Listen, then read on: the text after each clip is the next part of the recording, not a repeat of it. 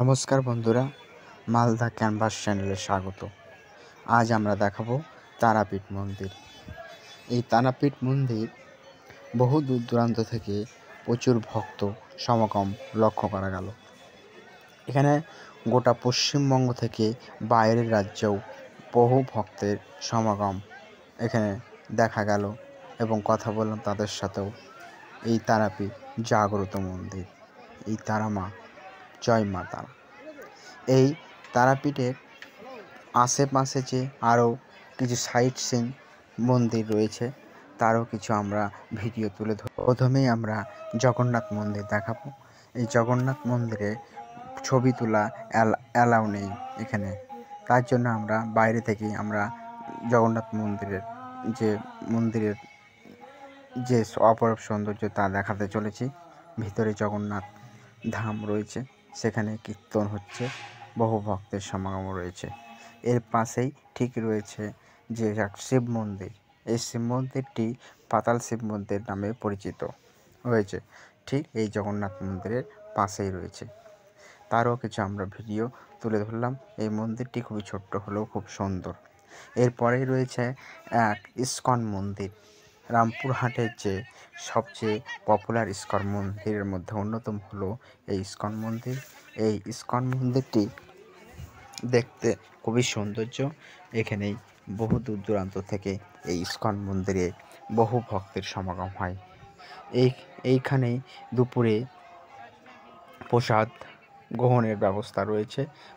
বিভিন্ন টিকিটের মাধ্যমে, বিভিন্ন অর্থের মাধ্যমে এখানে প্রসাদ দেওয়া হয়।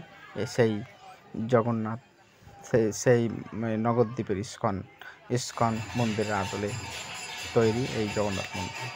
এই ইস্কন মন্দিরেও ভেতরে মোবাইলের অ্যালাউ নেই, তা আমরা কিছু ভিডিও তুলে ধরলাম কীর্তনের।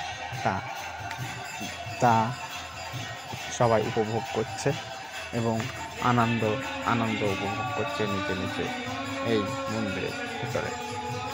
আমরা সামান্য পরিমাণ ভিডিও তুলে ধরলাম, ভিতরে তোলা অ্যালাউ নেই বলেই। এবং বাইরে যে ইস্কনের বিভিন্ন দেবদেবীর মূর্তি, যেমন কৃষ্ণ, রাধাকৃষ্ণ, বিভিন্ন মূর্তি এখানে বিক্রি হচ্ছে। যে ইস্কনের যে সমস্ত জিনিস হয় সেই জিনিসগুলি বিক্রি করছে এখানে। আমরা এই ইস্কনের যে অপরূপ সৌন্দর্য মন্দিরের তা আমরা তুলে ধরলাম। তা আপনারা বাড়ি থেকেই দেখতে পাবেন। যারা তারাপীঠে গিয়েছো, এই ইস্কন মন্দিরে অবশ্যই এসো। তারাপীঠ থেকে মাত্র আধা ঘন্টায় পৌঁছে যাবে টোটো ভাড়া করলে। এরপরে রয়েছে আর এক বিখ্যাত মন্দির। এই মন্দির জলের নিচে থাকার কারণে তার চূড়াটি লক্ষ্য করা গেল এবং মন্দির লক্ষ্য করা গেল না। এই চূড়াটি দেখতে পাচ্ছেন, এই যে ত্রিশূল দিয়ে ওপরে ত্রিশূল, এটাই এই মন্দিরের ঐতিহ্য।